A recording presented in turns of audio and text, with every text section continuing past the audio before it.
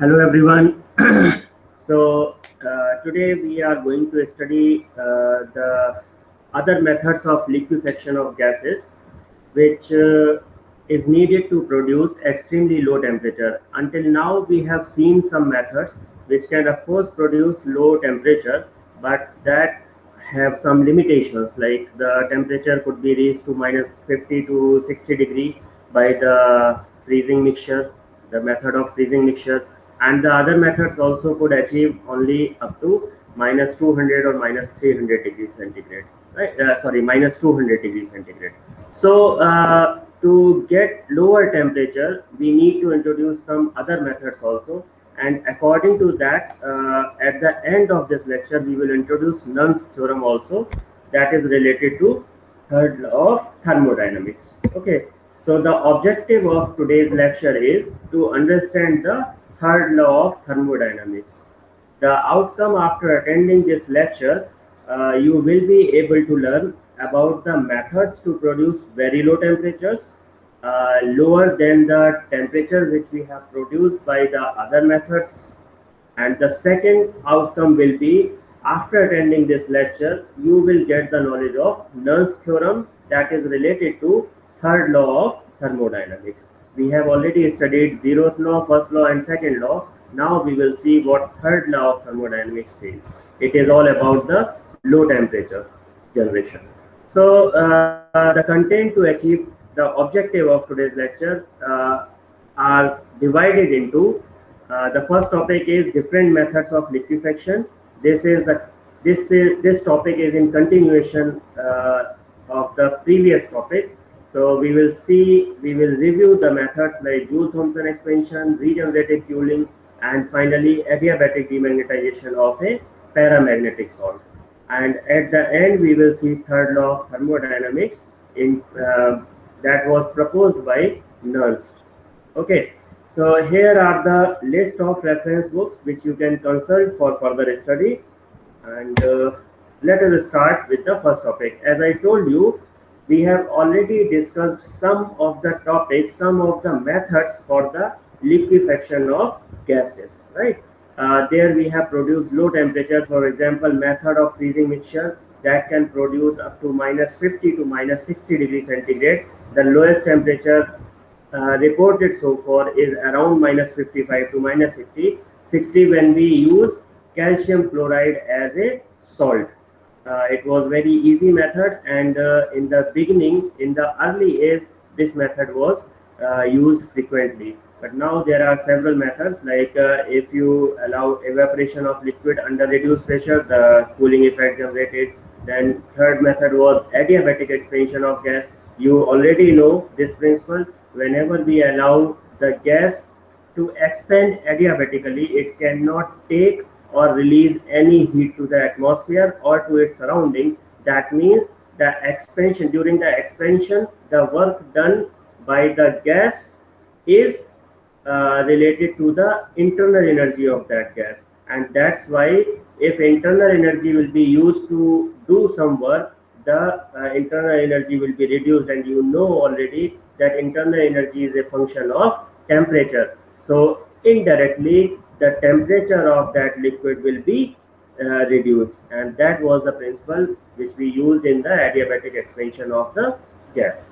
Now the next method is Joule-Thomson expansion. We will see it, we will review this method again. So Joule-Thomson cooling is a method which use Joule-Thomson porous plug experiment. Actually, this method was proposed by two scientists, Joule and Thomson, where they have used one porous plug to allow the gas pass through it. And when the gas passed through from porous plug, in that case, what happened? The gas molecules separated out from each other. That means the intermolecular distance is increased between them, and because of that, the ultimate pressure is reduced. That causes the expansion. And since we have allowed this process adiabatically, there was no heat exchange between the system and surroundings, and because of that, the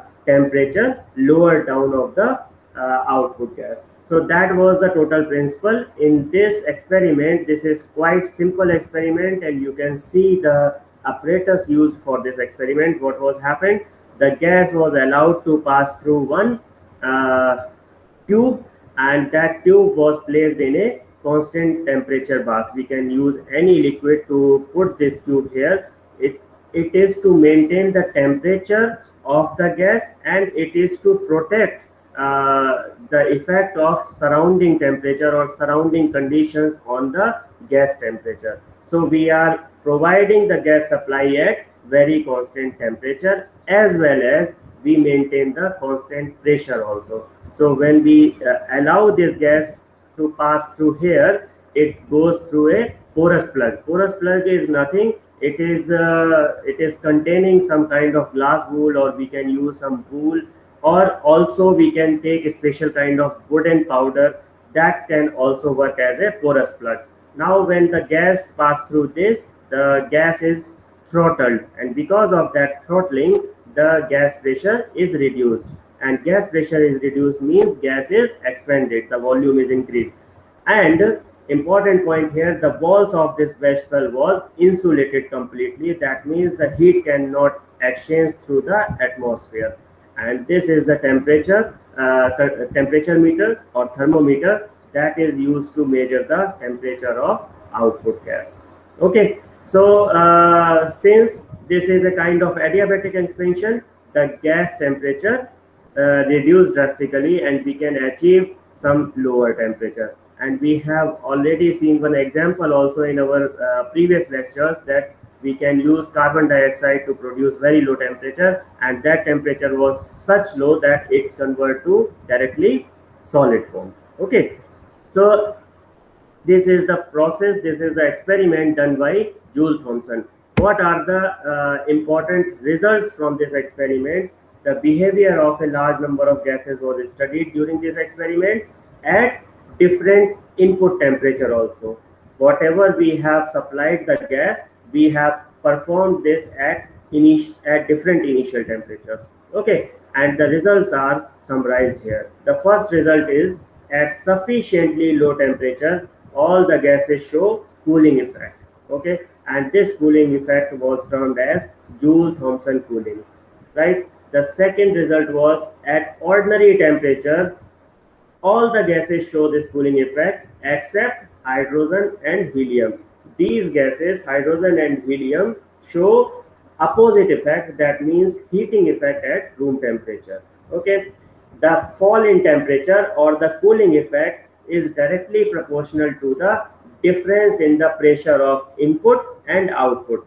After passing through the porous plug, the pressure is reduced. So that difference is important, and it is the controlling factor to make the cooling effect intense or less intense. Okay, the fall in temperature for a given difference of pressure, if we fix the pressure difference constant, then it is the fall in temperature decreases with the rise in the initial temperature. If we increase the initial temperature and we keep the pressure fixed, then the fall in temperature will be decrease. Okay, the last point of this experiment was quite important, and it was stated as that the cooling effect is decreased with the increase of initial temperature and becomes zero at particular temperature, at some particular temperature, and that temperature is known as temperature of inversion.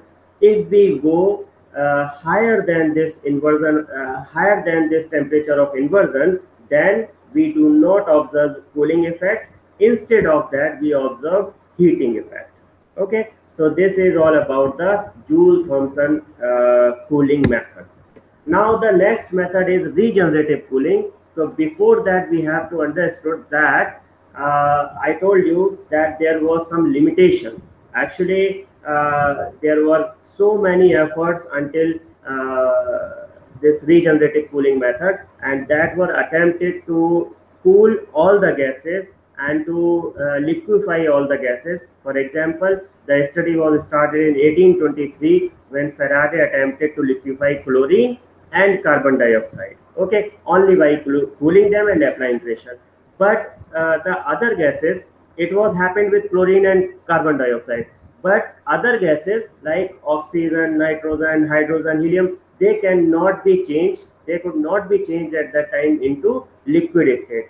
So it was believed that okay, these gases are possible to convert into liquid, but these gases are permanent gases. But actually, when Andrew performed the experiment on carbon dioxide in 1862, at that time, Andrew concluded that the gas should be cooled below its critical temperature. Then only it is possible to convert it into liquid state. Otherwise, whatever pressure we apply, whatever effort we try, it cannot be changed to liquid state until we do not go below critical temperature. Okay, now if we talk about the Joule-Thomson expansion of gas, it was very nice method. It could reduce the temperature nicely, but the effect was completely depend on the pressure difference on the both side of porous plug. What was the initial pressure and what is the output pressure, right? So that has some limitation. The effect was very small. If we look at this example, for example here, when the pressure on the both side are 50 and 1 atmosphere at a temperature 20 degree, we apply 50 atmospheric pressure and we release at 1 atmospheric pressure at 20 degrees centigrade, the air cools by 11.7 degrees centigrade, right? If we increase this input pressure to 200, more than 200 atmosphere, then also the air can be cooled only by 40 to 42 degrees centigrade. So the difference between this is very limited, and we need to apply very high pressure to get the cooling effect. Okay, so that method solely was not so effective, and the real success was obtained when this Joule-Thomson method was applied together with the regenerative cooling method. Okay, this was coupled with this method, and we could achieve very nice result and extremely low temperature. How this regenerative cooling works? The principle of this regenerative cooling is uh, one portion of the gas which goes through the Joule-Thomson expansion, and because of that, what happened? The gas become cooled, and that cooled gas again employed to the incoming gas, the next batch of incoming gas before the latter reach to nozzle to suffer the Joule-Thomson expansion. So this is combining Joule-Thomson expansion first, and that cooling part actually used to cool the initial temperature of gas before going to Joule-Thomson effect. So that means in the first cycle, if the temperature, for example, the incoming gas temperature is 20 degrees C, when it goes to Joule-Thomson effect, it cool down, and for example, if it reach to 5 degrees centigrade, that 5 degrees centigrade gas again supply to one part at this point, and it cooled down the gas to the temperature 5 degrees centigrade, which was initially at 20 degrees C. So when this 5 degree gas passes through the nozzle for the Joule-Thomson expansion, it will again cool down to the low temperature, for example, from 5 to maybe minus 5 degree or minus 10 degrees centigrade. So this is kind of a complete unit, and they are using as a together technique, right? So by continuous repetition, if we do it continuously, it will reduce the temperature too much, and the extremely low temperature could be possible to produce. Okay, now if we look at experimental setup and working of this method, we can see here we are using one compressor, then we are using one condenser. Here is the heat exchanger where the cooled gas used to exchange the heat of incoming gas, and this is the nozzle here. This is working as a Joule-Thomson expansion machine. Okay, here we are applying some porous plug or something so that the gas can be expanded similar to Joule-Thomson effect. And here the Dewar flask to collect the liquid gas after cooling down. Okay, now what happened? We start with the compressor. The dried gas and purified gas is compressed up to, for example, 100 atmosphere. by a compressor and then is allowed to pass through a this tube AB, which is placed in cooling chamber, or we can call it as a condenser. So this gas is cooled down below the temperature of inversion. That is important condition for the Joule-Thomson expansion. So it is cooling down below the temperature of inversion. Now this gas passes through this tube and it goes to the nozzle where it changed to where it passes through the Joule-Thomson expansion. So from pressure it released to the low pressure side. Okay, and because of that gas is cooled down, but it does not cool down sufficiently that it convert to liquid. So it passes through here again, and what happened? The cooled gas cool this tube also, where it cool the gas, the next batch of gas coming from here, and the input temperature for the nozzle reduced down. And after so many cycles, the remaining gas again, because after heat exchanging, this gas temperature will also increase. So the remaining gas will go to compressor again, where it compressed down again to 100 atmosphere. So now after passing through this several cycles, the gas can be converted to the liquid, and we can collect that liquid gas, whatever we are using here, we can collect it in the liquid form. Okay. Now this is all about the principle. We have written here whatever I have explained already. This process is repeated again and again, and every time we are getting comparatively lower temperature, and ultimately we can achieve that much lower temperature that any gas can be converted into liquid form, and after that we can collect the liquid here. Okay, this is all about the working principle of regenerative cooling. Now we will move to the next method, that is cooling by adiabatic demagnetization.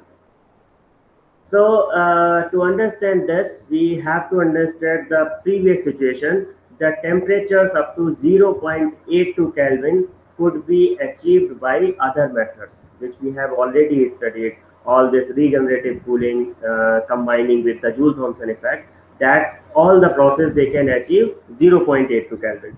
But below that, it is still difficult. Okay, at this temperature, these gases could be liquefied, but actually the temperature less than 0.82 Kelvin could not be produced by any of the method studied so far.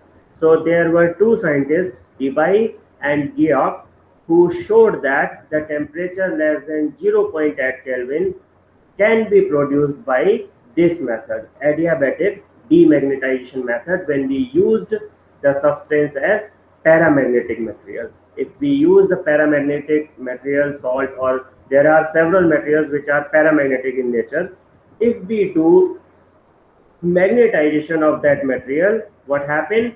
The temperature of this material increases, because on applying magnetic field, the atoms and molecules of that material get aligned. Okay, and because of that alignment, the temperature is increased.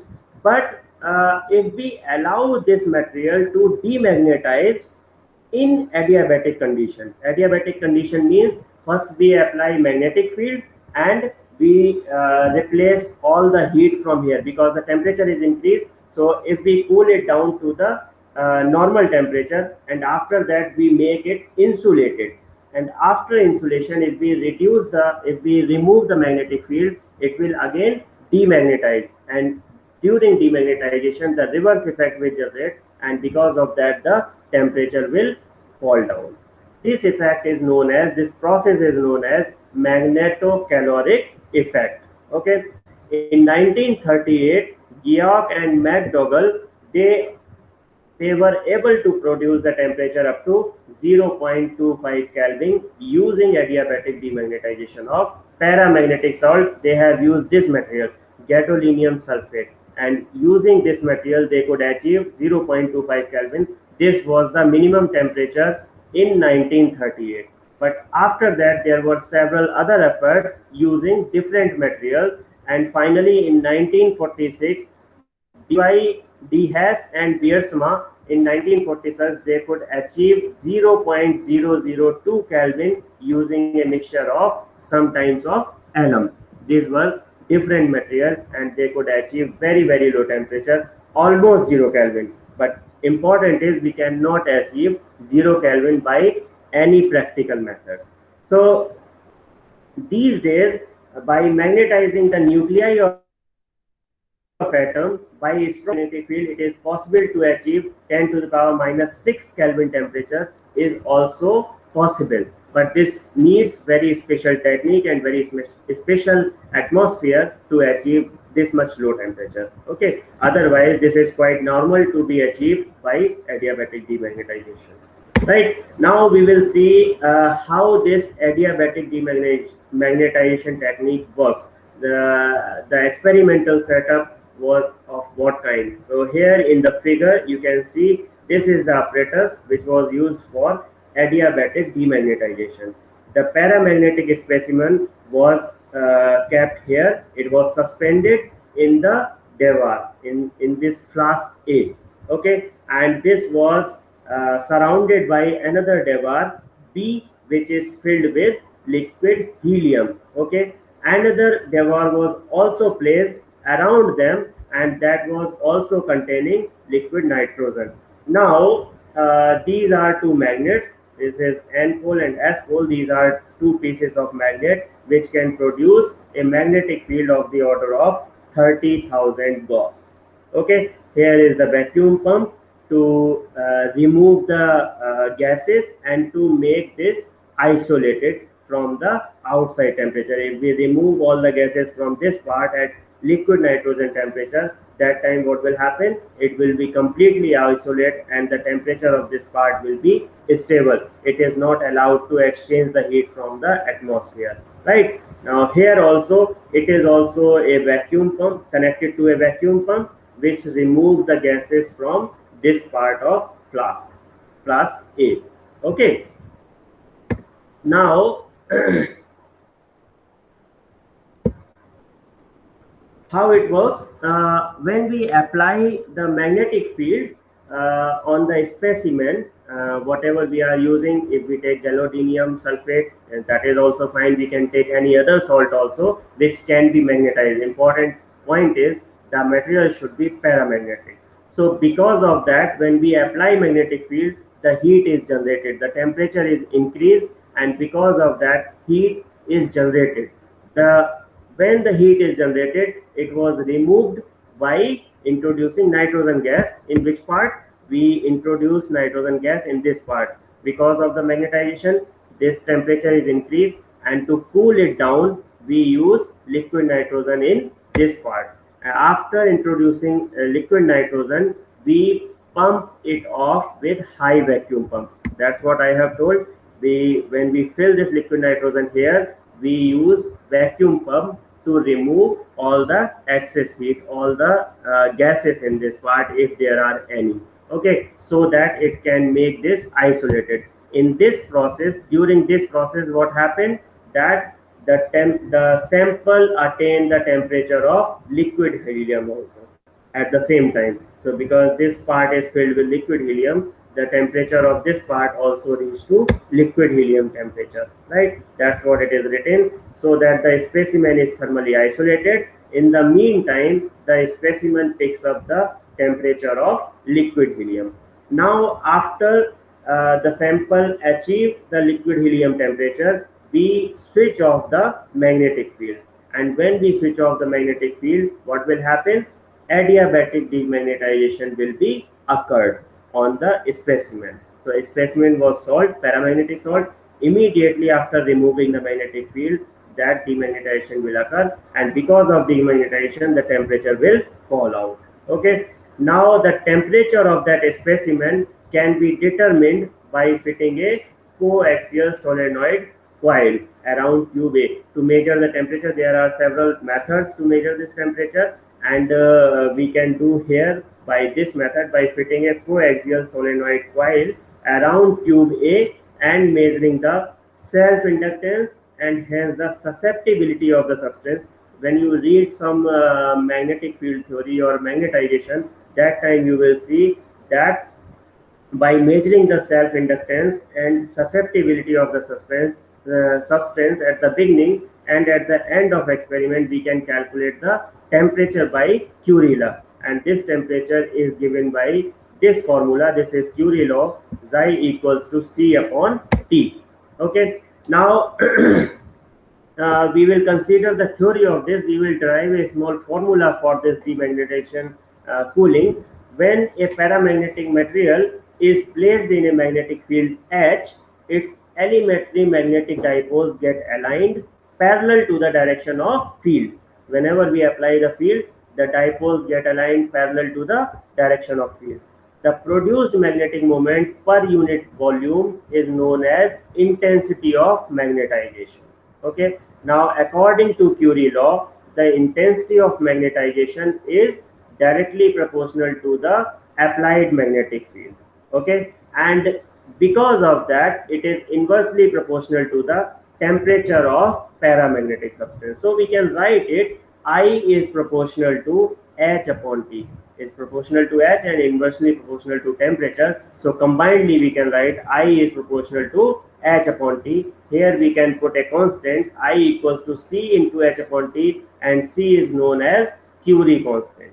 Okay, if we consider the volume of 1 mole as V, then the intensity of magnetization of 1 mole of paramagnetic substance will be given by this into volume. So that is given by M equals to I into V, and that will become C into V H upon T. That is our equation number 2.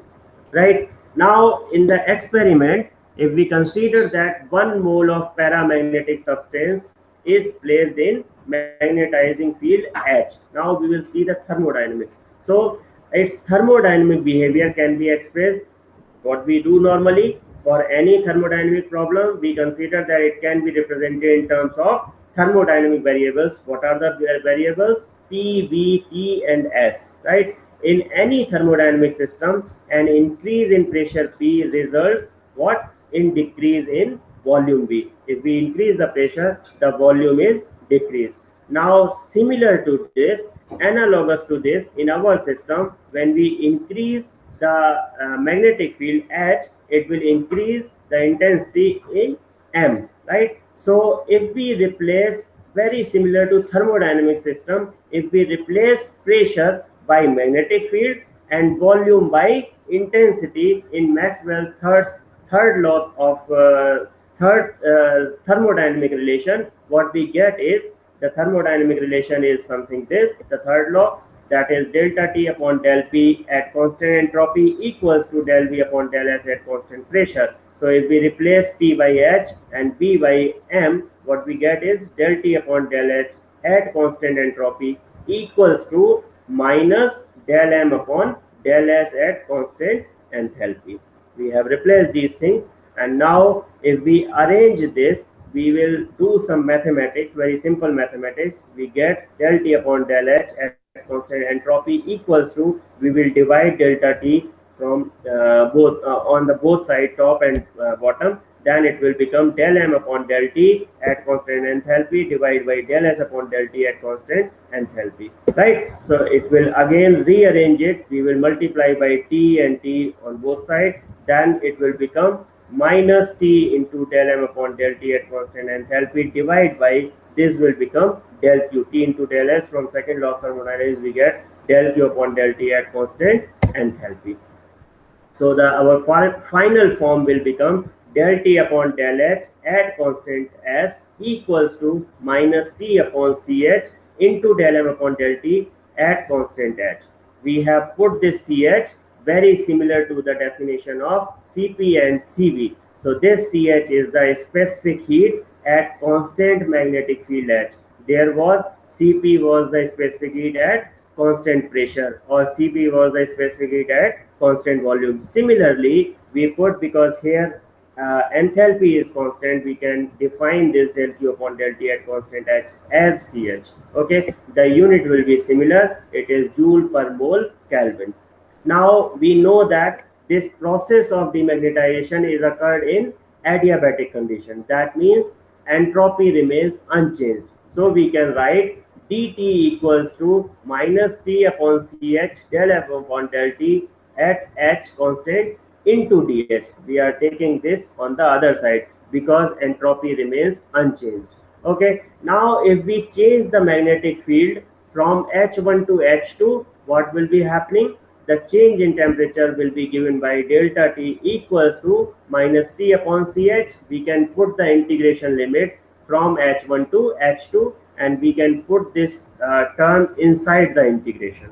So we are putting this the same thing, integration within limits of H1 and H2 of del M upon del T at constant H into dH. Now if we differentiate our previous equation, we have mentioned this one. If we differentiate this equation with respect to T, what we get? Del M upon del T at H equals to minus CBH upon T square, right?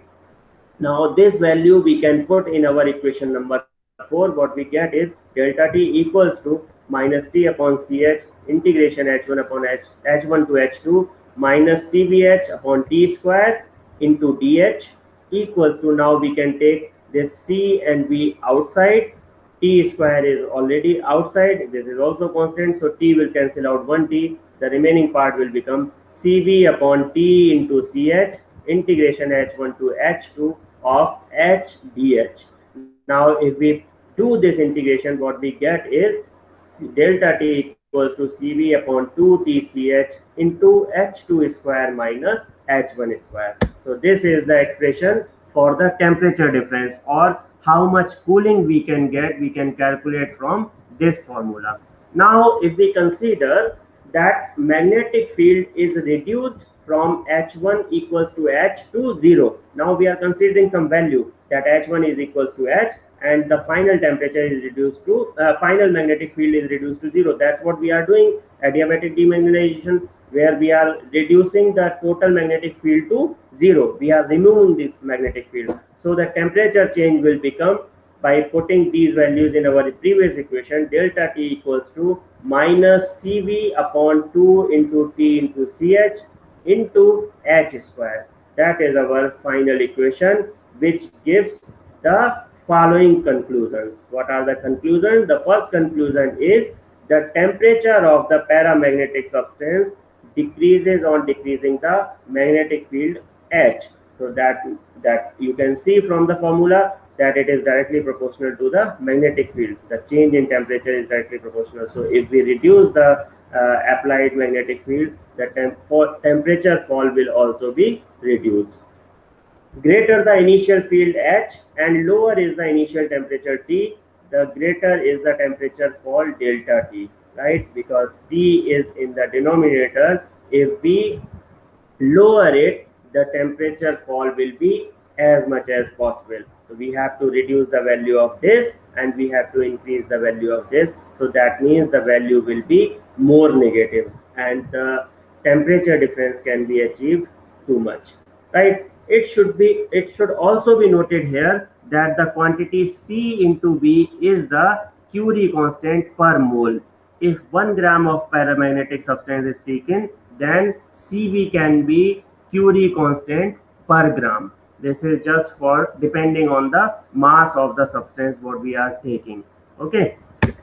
Now, according to this, all these methods, finally, third law of thermodynamics was derived in 1906. Nernst was a scientist who proposed a general principle that was supported by several experiments. Okay, and these experiments were performed for the atomic heat at low temperature. So Nernst has proposed that the new heat problem is initiated. The importance is so great that later it was considered as third law of thermodynamics. Initially it was not considered as third law of thermodynamics. It was just a simple Nernst theorem. It was just a heat theorem only. But after that it was realized it is very important for the low temperature field, and that's why it was placed as third law of thermodynamics. And what this third law of thermodynamics or Nernst theorem states, according to this theorem, the heat capacities of all solids tends to 0 when we go to absolute zero of temperature. Okay, if we can achieve absolute zero of temperature, at that temperature the heat capacities of any solids will be zero, and the internal energies and entropies of all these substances become equal there, and that will be approaching to the common value tending to zero. Okay, this is the statement of Nernst theorem.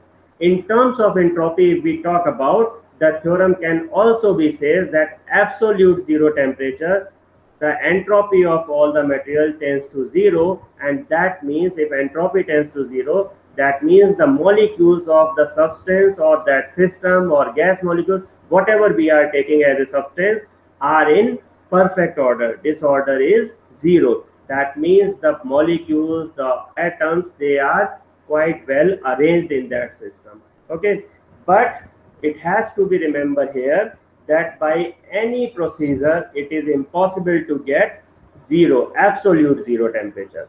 Whatever method we apply, if we apply that method for a finite number of attempts, okay, just forget about infinite attempt. That is just a ideal case, or it's an imaginary case. We cannot perform any procedure for an infinite time, right? We have to limit it for a finite number of operation, and for that it is impossible to achieve absolute zero temperature, and because of that the entropy can never be zero.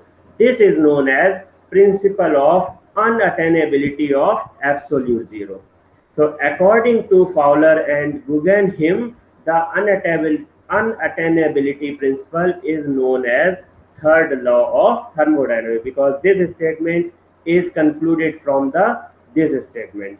It is saying that entropy should be zero at absolute zero temperature, but that is not possible, and that's why it is termed as principle of unattainability.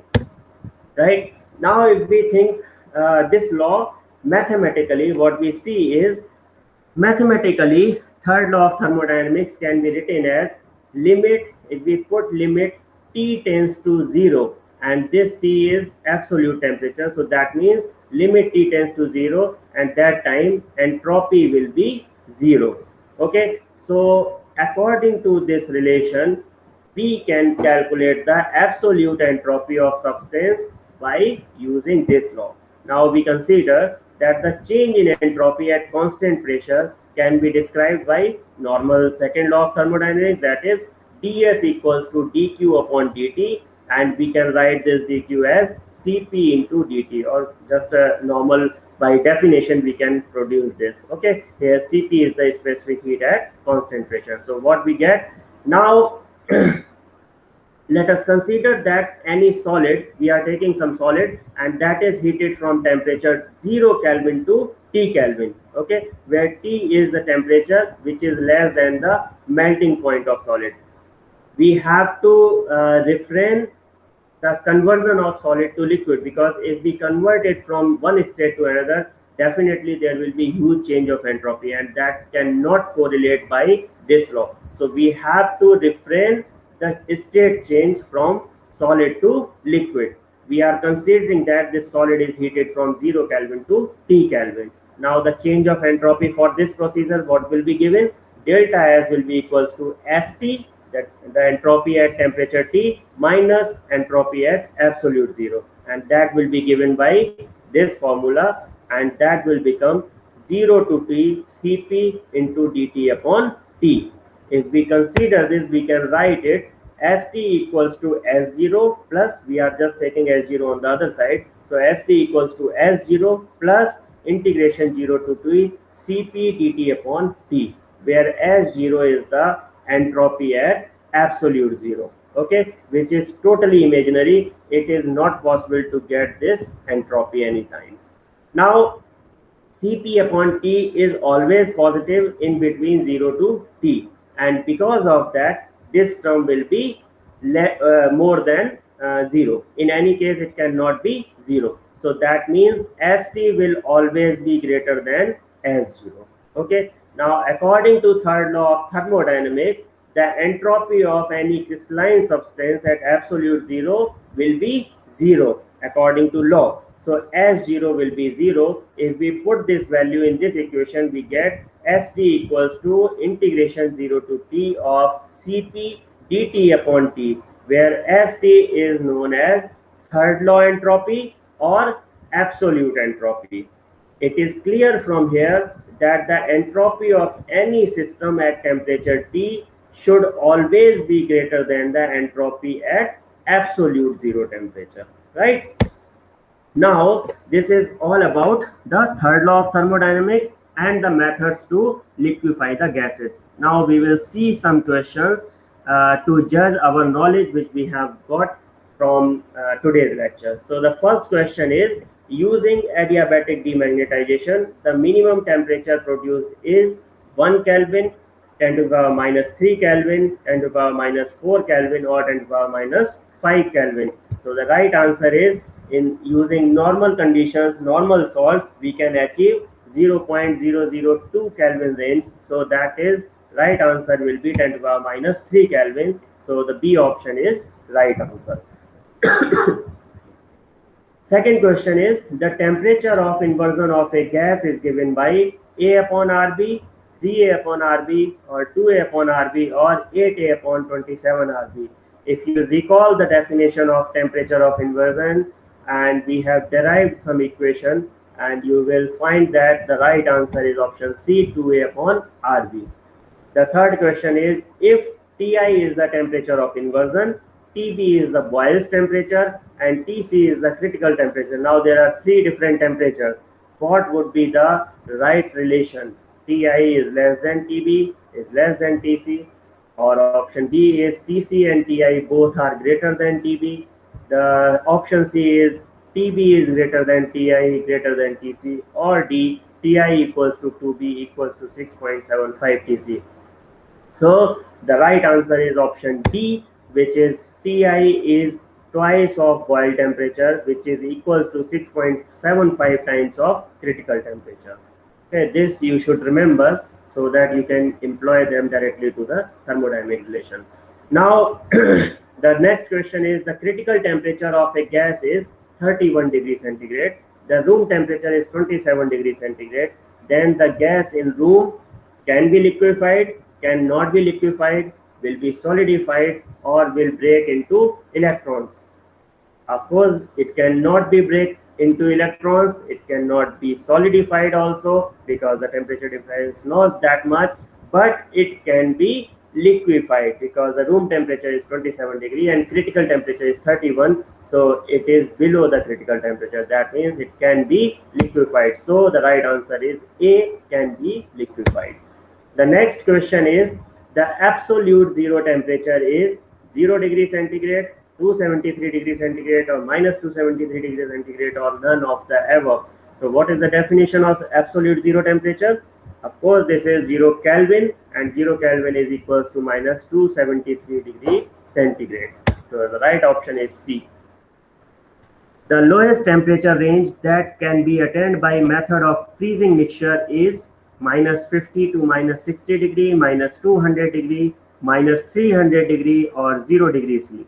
So definitely 0 degree C is not a right answer, because 0 degree C we can achieve directly from ice, that was considered as the lowest temperature in the beginning. Minus 300 is never possible. We cannot go beyond 0 Kelvin, and 0 Kelvin is equals to minus 273. So the right answer should be among option A and option B. But this is just a method of freezing mixture, that is to mix some salt to the any liquid. Some, for example, if we add normal salt NaCl to water, it reduces the temperature of that mixture. So similar to that, the temperature range for that is minus 50 to minus 60, because minus 200 is too low to achieve by this method, by mixing some salt to liquid. Okay. So the right answer is option A, minus 50 to minus 60 degrees C. Next question is related to virial coefficient. There are some virial coefficients given, and the relation is asking which is the right answer. A is greater than B is greater than C is greater than D. Option B is B upon A equals to 10 to the power minus 3. Option C is C upon A equals to 10 to the power minus 5, and option D is all of the above. So the right answer for this all of the above because all the relations are right for virial coefficient. You should remember this ratio by yourself. Okay.